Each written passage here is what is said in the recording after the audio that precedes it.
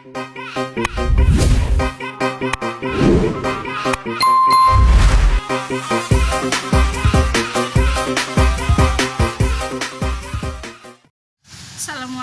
warahmatullahi wabarakatuh. Halo teman-teman semua, perkenalkan nama saya Reski Putri Dewika.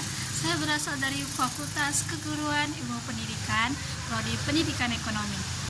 Pada kesempatan kali ini saya akan membahas mengenai problematika bahasa Indonesia saat ini beserta solusinya.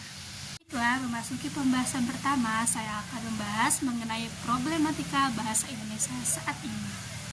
Yang pertama itu ada penggunaan bahasa asing secara berlebihan, terutama penggunaan bahasa Inggris di media sosial maupun di kehidupan sehari-hari. Hal ini kadang membuat bahasa Indonesia jadi terpinggirkan. Yang kedua, campur kode.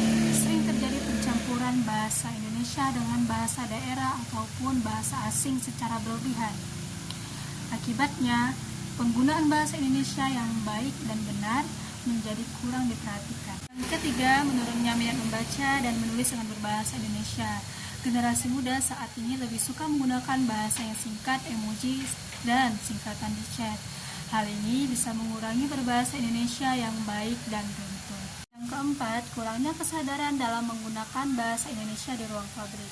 Di era sekarang, banyak papan nama, iklan, ataupun konten media yang lebih menonjolkan bahasa asing dibanding bahasa Indonesia. Selanjutnya, saya akan membahas mengenai pemecahan masalah ataupun solusi dari problematika bahasa Indonesia saat ini. Yang pertama, dengan menumbuhkan rasa bangga berbahasa Indonesia, contohnya dengan menggunakan bahasa Indonesia di forum media sosial ataupun karya tulis.